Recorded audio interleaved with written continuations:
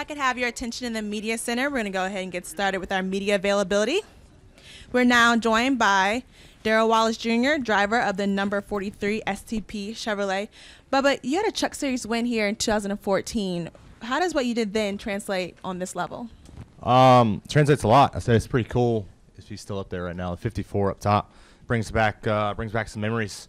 It's been 3.5 years since I've been here, even stepped foot. So Amanda and I got in last night about 10:30, and it was pitch black, but I just knew my way like the back of my hand. I was like, man, this is so cool to be back. Just I love coming to this place. It provides, always great success, good racing, and now that I'm here in the Cup Series, you're at the top level, so you're feeling all the nooks and crannies of what goes on, what those guys go for each and every day. So I remember sitting on pit road, or at the time I was driving for Kyle, so I would sit on his hauler and just watch the Cup guys. So now I'm actually driving the Cup car. So this is cool, kind of a surreal moment for sure. Coming back and driving the number 43 STP Chevrolet for the STP 500. So car looks great. Probably the most badass looking car here for sure. I may be a little biased, but I think everybody can agree. Good. All right, we're going to go ahead and open it up to questions. Raise your hand. We're going to mic to you. We'll start here in the corner. Chad Hall, BTW21. Tell me a little bit about your trip to Magna Vista, man. You were just at Magna Vista. Yeah. You had a great time. Kids were pretty pumped up to have you there. Yeah, no, for sure. That was fun. School visits are always fun. Getting to see the excitement on their faces and just intrigue them more about NASCAR and getting them out to the STP 500 and just getting them out to a local track of theirs. So that's where it all starts, is getting the younger generation to go to like Motor Mile, or I don't know if that's still open, South Boston for sure. Get them out there to enjoy, Friday night lights and Saturday night short track racing, and then get them to come out here and enjoy the big show that we bring. Is really cool. So that we had the band there. They had me on the drum set, which I wasn't really ready for that. I hadn't been on my kit in 3 weeks, so to jump on that was a little bit of a transition. But all in all, it was a good time.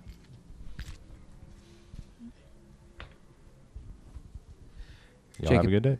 No, Jacob Seelman, Speed Sport, hiding in the corner band. There we go.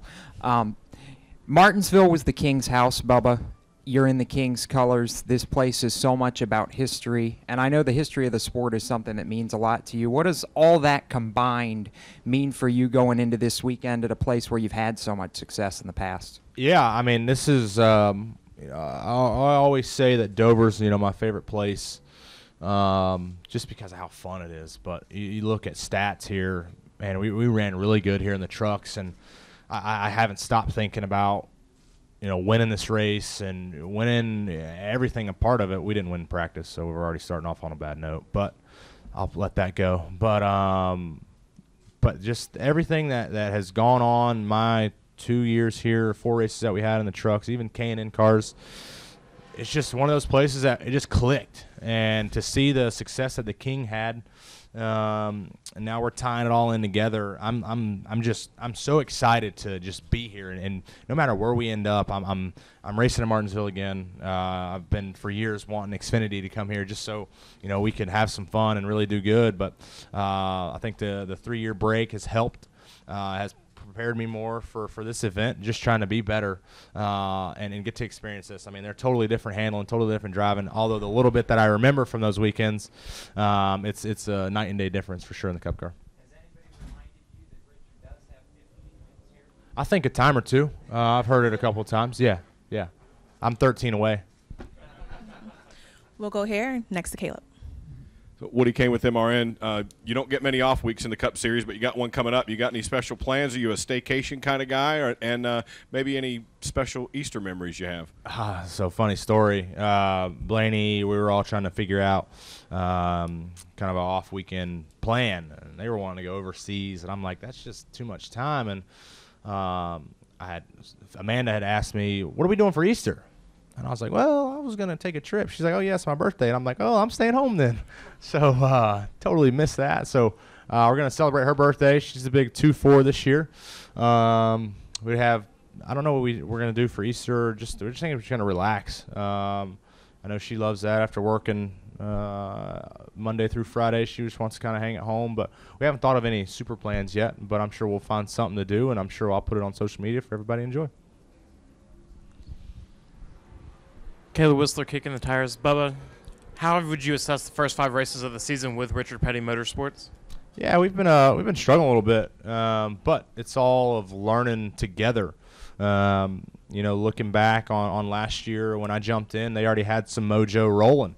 And right now with the new team, with a new alliance with RCR, new manufacturer with Chevrolet and the Camaro ZL1, we're just figuring things out. And, we're trying certain things in practice and throughout the race that we know that will work and that won't work. So there's nothing to hang our heads about. Obviously, we all know that we need to be running better than where we have been. It was good to get a top 20 this past weekend in California, something to build off of. We had a good, clean day. Phoenix was probably our best race out of those first four, not counting Daytona, until we just hit pit road. We just weren't all clicking on 8 cylinders there, and that took us out of contention. So if we could redo it, if you had a redo, Phoenix would have been really good to us, I believe. But it's just a learning curve.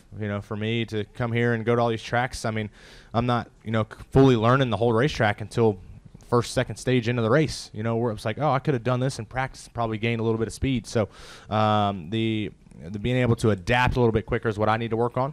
But I'm excited to see where we're heading. We got a lot of good tracks coming up for them.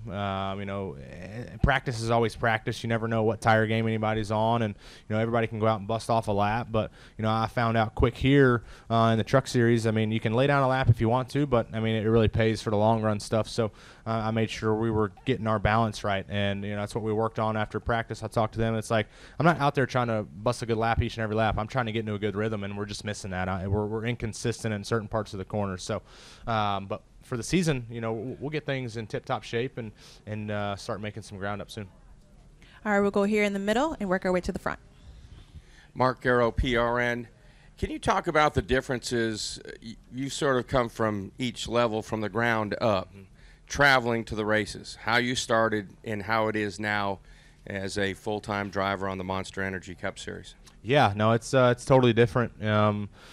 Sitting back those last 3 weeks, I go ahead and label it as a prima donna, sure, full-time Cup driver. But sitting in the hauler, I didn't take my bus out, and I was sitting in the hauler, and I'm like, man, I used to do this, sit in the hauler and be bored the whole time. Having the bus has been super nice, but it was still good to get to experience all of that. I mean, ever since I could remember, since we started, it was me, my dad, and the guy that got us started, Chris Rogers, that were always going to the racetrack, hanging out in the trailer.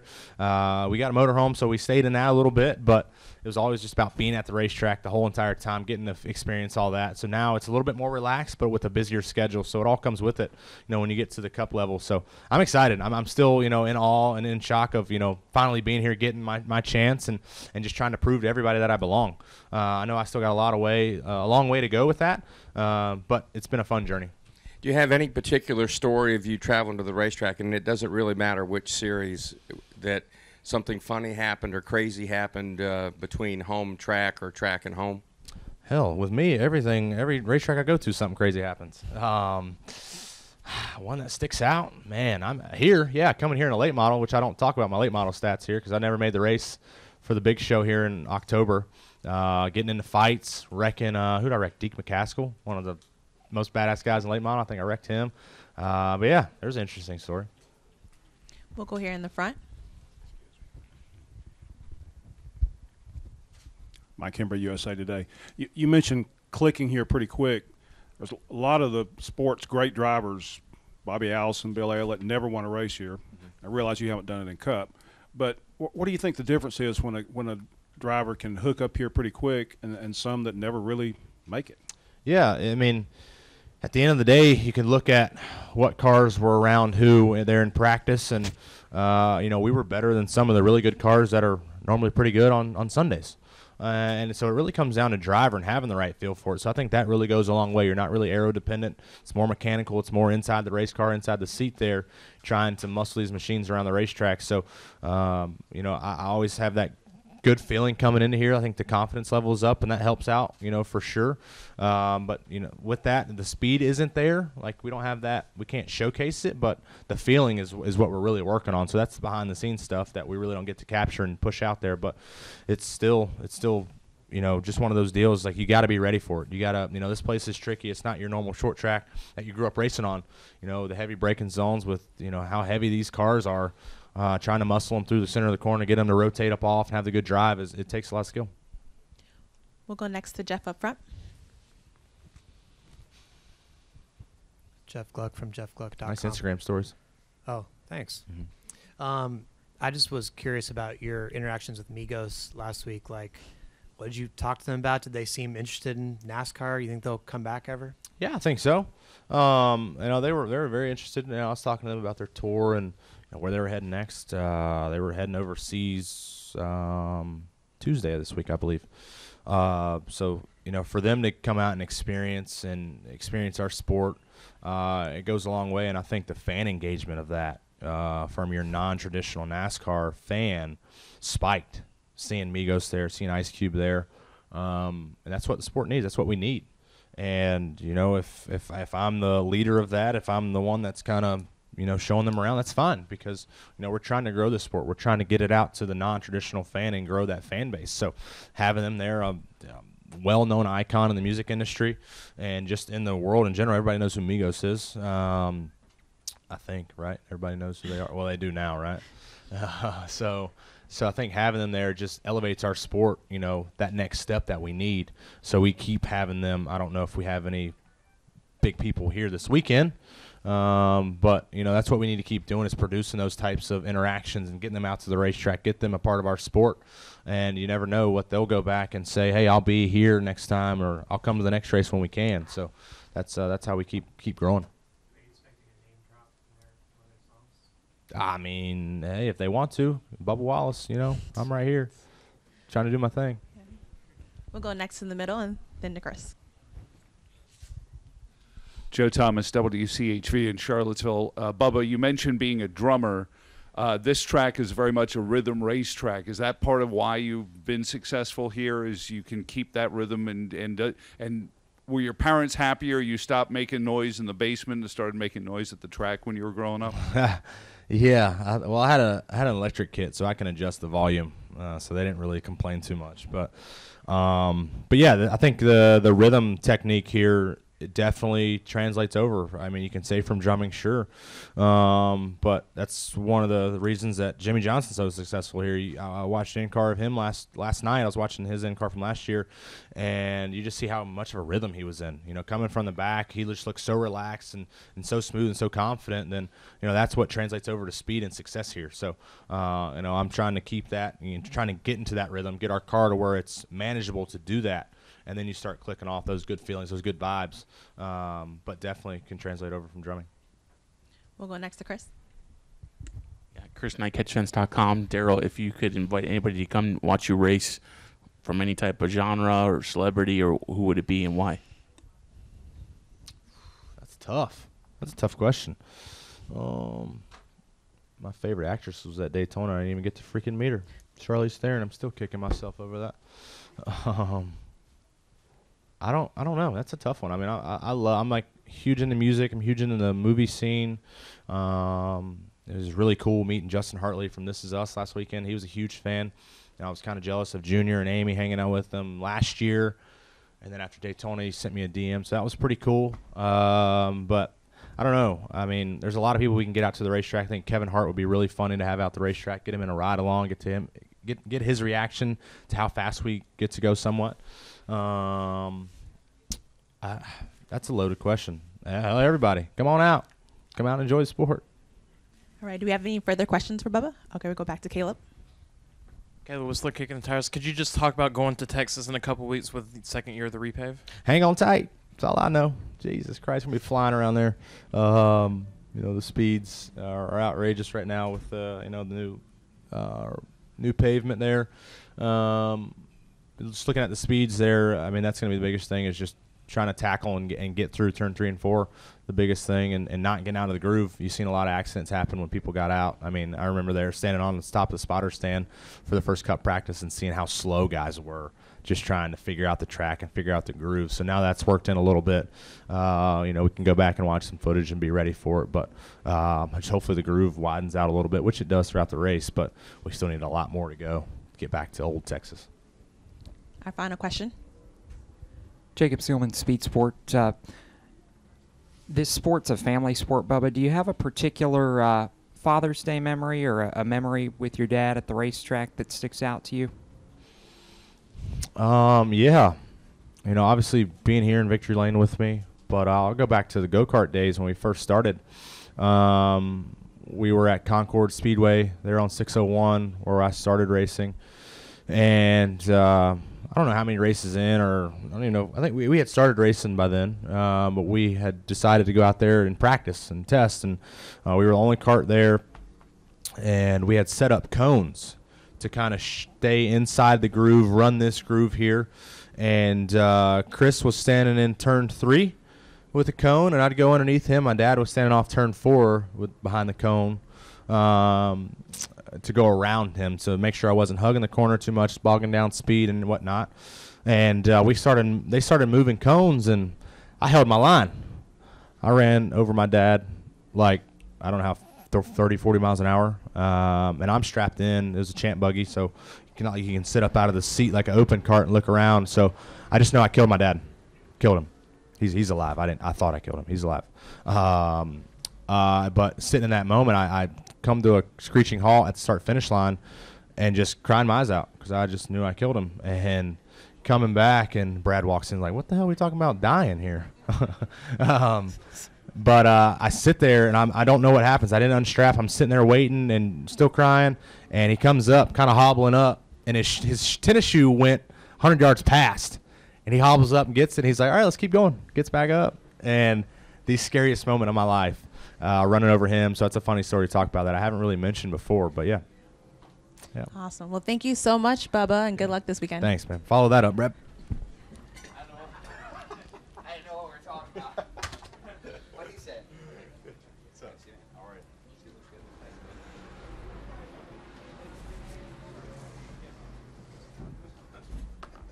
He'll have to Sharpie.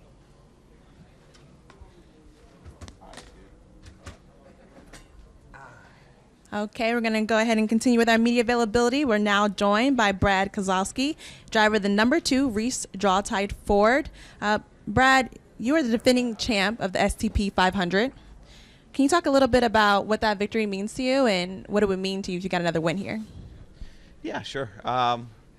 It was winning last year was really, really special for me. This is a special track, with the history and tradition of the sport. So, having success here, kind of ties yourself to those legacies of, some of the founders of our sport, and it means a lot to me. There's, Martinsville is one of those races where I just feel like you don't kind of win it on luck. You got to really earn it, and I enjoy those types of races. I enjoy the type of challenge it is to race here and to compete here at the highest level. So it was really, really good, really, really fun, and I still have the clock in my house, which I get a good reminder once every hour of that day. So that sticks out to me, and would like to get another one. Okay. Let's go ahead and open up to questions. We'll start up front and Mike. Mike Hember, USA Today. You had 7 or 8 top 10s here before you got that win. Was it just mostly a matter of circumstance, or is winning here about sort of the last 20 laps and how you race around people? Yeah, Mike, I think there was a lot of coulda, woulda, shouldas. There probably was. I feel like I probably could have won the last 3 races here, and I'm a little disappointed I only won one of them. I kind of had made some mistakes and caught some bad breaks, and that's just kind of part of how this racetrack plays out sometimes. But we've been in position a lot over the last, I would say half a dozen or more races, and it didn't come together before that for a number of reasons, which was, a real bummer. But it finally did this spring or this last spring, and I feel like we'll have another great opportunity this time. But I think each weekend was probably a little bit different as to why it didn't come together. But we kept the faith that if we kept running, up front and in that position, it eventually would, and it did. We'll go next to the corner, then to Kelly, and then to Mark. Jacob Seelman, Speed Sport. Brad, your family has a lot of history in the sport. Do you have a particular memory with your dad in racing that sticks out to you? Wow. It's like a psychologist question. Yeah, I think probably just being with your family when there's any kind of success and celebrating together is always really special, and those are the moments that stick out to me the most. there's that old saying that the heart grows fonder with time, and so as I've grown up and gotten older, I remember all the good stuff and have kind of forgotten about all the bad stuff of that in that way. So being around my family with the wins is probably the ones that stick out the most, whether it was my dad's one NASCAR win in the Truck Series or a few of his wins at the ARCA level. Those will always stand out to me the most. We'll go next to Kelly, then to Mark. Kelly Crandall, Racer.com. Brad, you mentioned you felt like you could have won the last 3 races here. If you go back and look at your stats over the last 5 races here at Martinsville, you've been one of the best in the series. Did you hit on a feel? Did you hit on a rhythm? When did you really start to feel like you had something here that you've been able to lead a bunch of laps and get that win? Yeah, we had a couple of really good races here, I think in 14, in 15, and had a great shot at winning and just kind of learned from that and added a few more pieces to both the car side and my own side to grow from that. It takes so much to run well. There's so many different little styles and little, as a driver, and then little techniques along with the car and how it's prepared, that I think it's one of those things that you just kind of dial in, and we've got it dialed. And the thing about Martinsville is it's a track that's fairly consistent. There's some variables with the, of course, weather and the tires. But once you can hit the basics of it, I think you can kind of stay pretty close on the target. So it's maybe not a perfect answer, but I think a little bit of both the car and myself. Yeah, we come here with a lot of confidence for sure, Kelly. Yeah. We'll go next to Mark.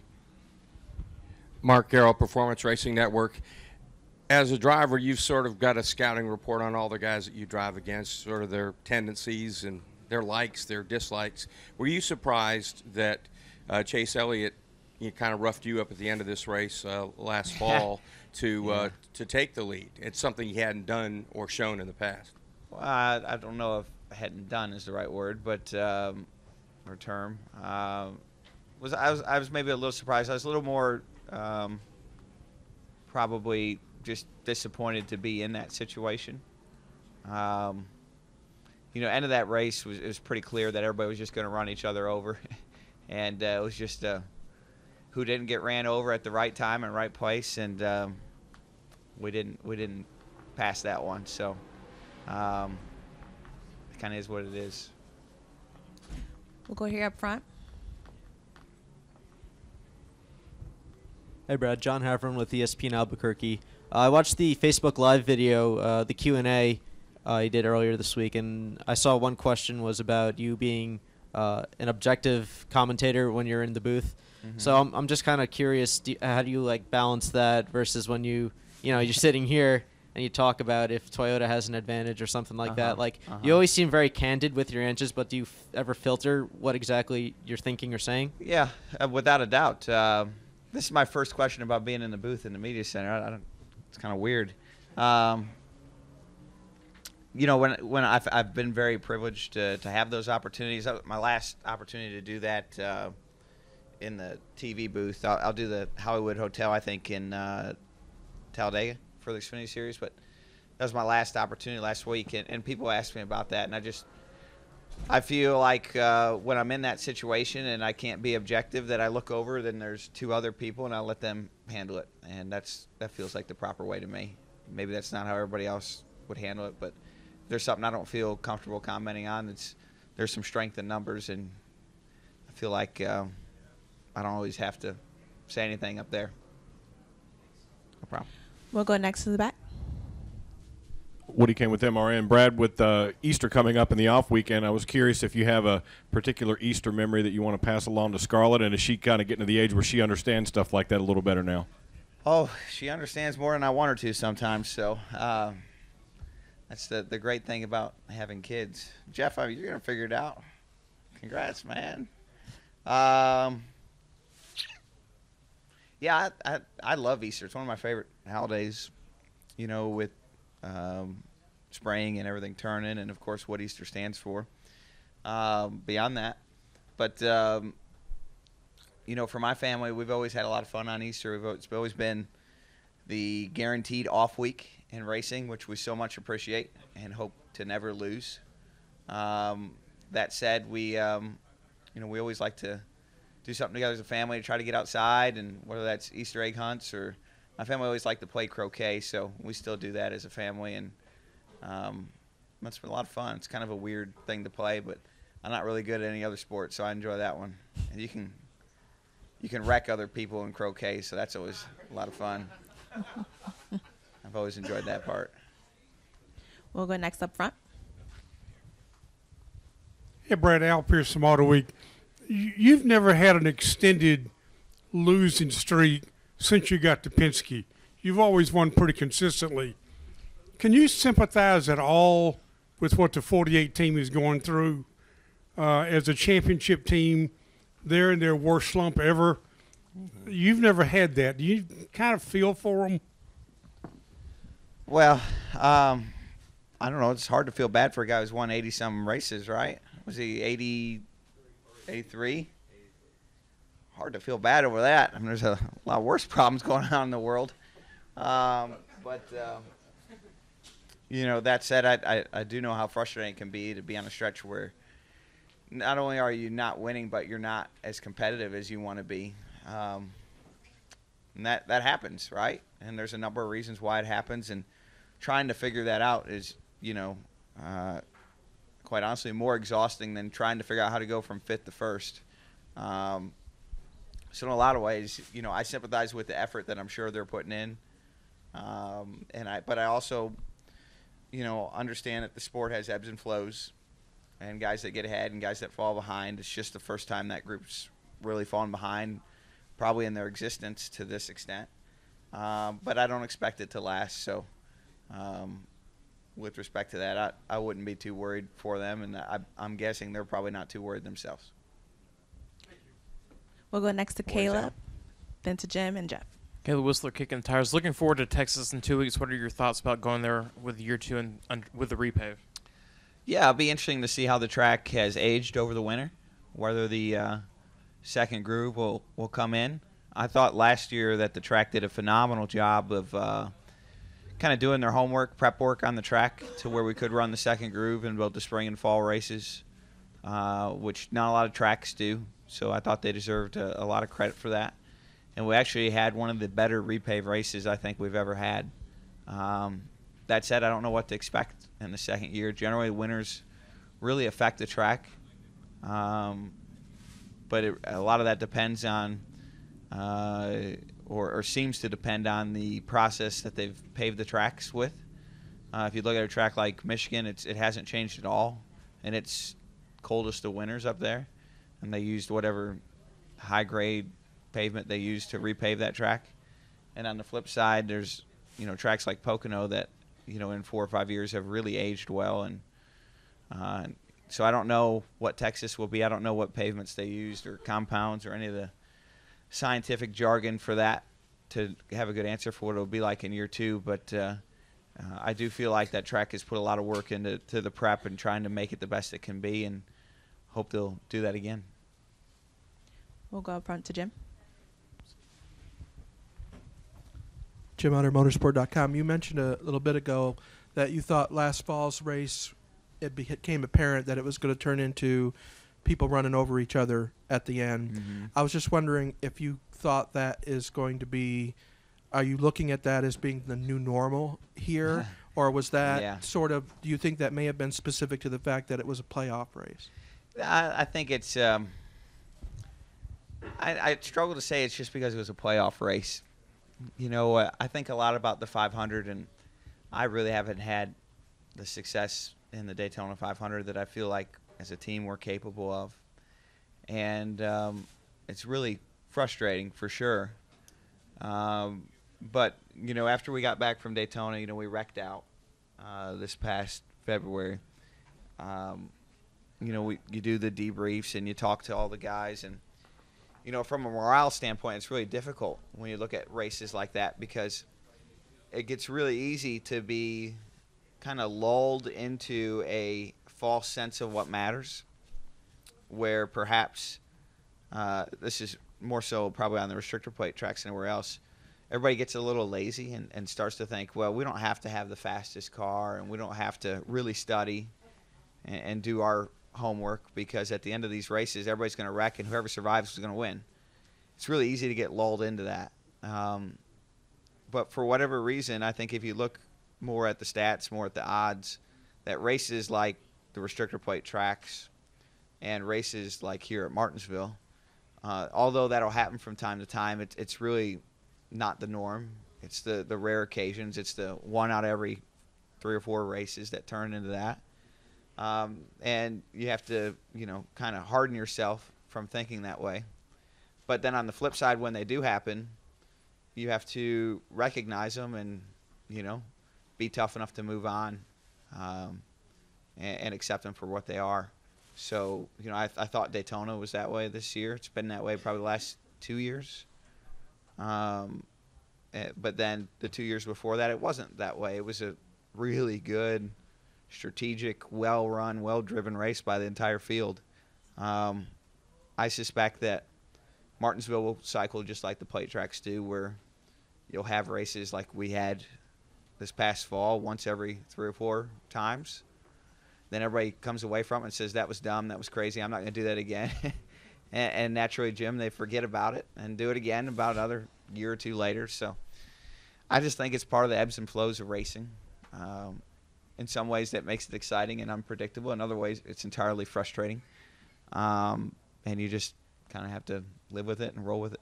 Is it your job to come in and be prepared for both? Absolutely. Yeah, absolutely. You try to be prepared for both. The thing that makes racing in a lot of ways so much different than other sports is that you have less control over your destiny.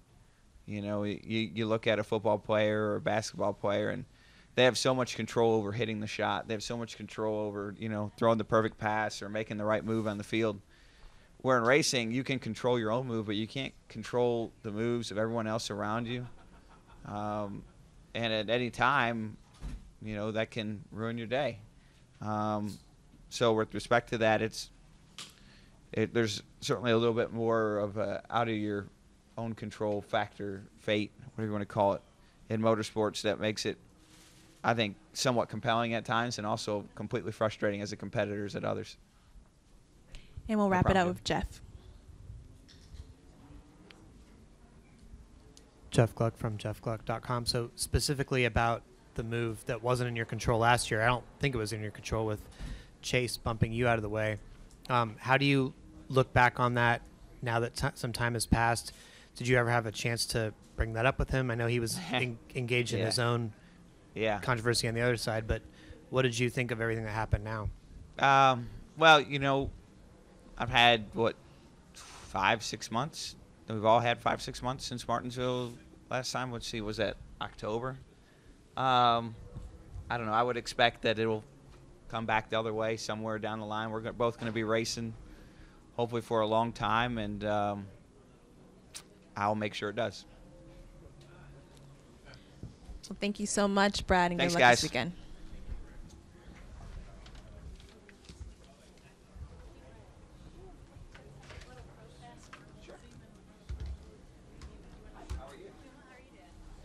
Okay, we're going to go ahead and roll right into our next media availability here. We have Denny Hamlin, driver of the number 11 FedEx Ground Toyota. Denny, you have 5 wins at this track. It's been a couple years since you were in victory lane. What do you think you and your team need to do to get back there this weekend? Yeah, we just got to get our cars better. Obviously, hadn't been as strong as what I'd hoped, like you said here recently, but I got a pretty good idea of things we need to work on to make that better. So we're working on it. I thought the first practice we made some pretty good gains, and hopefully we get maybe one more run in the final practice to kind of tune it up and be where we need to be. Thank you. We'll go ahead and open it up to questions from the media. Please raise your hand, wait for the wireless mic, and start with your name and affiliation. We're going to start up front here with Jeff. Jeff Gluck from jeffgluck.com. Obviously, your incident with Chase has been everywhere leading up to this week, all over Twitter and commercials and things like that. So I'm sure you've had a chance to relive it. When you look back on it now, has your thoughts about that changed at all? Do you have any more perspective now that time's passed? No, I think I kind of really touched on it right after the race, personally, with the tweet I sent out. It was a mistake on my part, and I moved on from it. We both have. We've raced each other quite a bit during the course of this year, and everything's been fine. Well, the only bad memories is really it's just, it all just kind of unraveled, our chance to make the Final Four, to be honest with you. So that part of it's frustrating, but I don't, it was so long ago that, my focus has already shifted to this season and figuring out how I can't go back, so I've got to go forward now. Second row, we'll go Mark and then Kelly. Mark Darrell, PRN. Sort of just following up on that a little bit, were you surprised at all by the ferocity of the reaction when the crowd, Chase's reaction, then what happened at Phoenix, that bump led to all of that? Yeah, I mean, it's, those type of incidents have happened for a long time in the course of NASCAR history by a lot of different people, and I think it just had really a lot to do with the people in play. I think it just, if it depends, maybe if the shoe was on the other foot and it was the other way around, it probably would have been cheers. I don't know, but it's part of short track racing, and obviously it gets used a lot for promos, and thank goodness this is not Texas Motor Speedway, or else we have a boxing ring or something sitting outside. So it's just it's part of short track racing. It always has been for many, many years. I was just it was bad to be a part of it on that particular night. Did you ever have the feeling like, are you kidding me? All that, all this. Yeah, I think most of it had to do with the people in play, the players.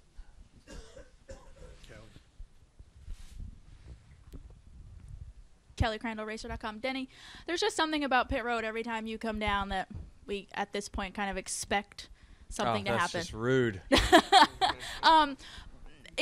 For you though, are you conscious? Like, I'm very conscious and how do frustrated. you work on it? Like, what is it that you can do to try and stop these gremlins of getting you every time? Just learn from them. And it is a constant learning thing, and I've had a little bit of everything, penalty-wise this year on pit road, and it's really hurt us in stages more so than has our finishing position. I think we've obviously rebounded and finished in the top 6 all but one race. But in the one race we didn't, we ended up going 2 laps down because of that speeding penalty, because it was under green, which is a quadruple penalty. So I just got to learn from I'm definitely not pushing it as hard as I was on pit road. We've had 2 separate incidents of me getting too close to the left side wall by sliding the tires, and I think it's just early season gremlins that I'm having, getting back acclimated to being on pit road and feeling each brake settings for each track out, and usually it's mistakes on the track that I'm making early in the season, not on pit road, and so I feel like I can fix those a little bit easier. Woody came within our MRN. Denny, with the rare off weekend coming up and it being Easter, I'm curious if holidays like that have extra meaning for you now with the girls, and if you have any special plans with them or stuff you remember doing when you were a kid that you want to pass on to them. Yeah, it's going to come on a good weekend. There's a lot of fun stuff that we get to do, and obviously, getting to spend some time out there west with Stenhouse and the Larsons and Fernellis and Waltrip and all that. That was really fun to spend those 2 weeks out there, and I'd like to do something like that again.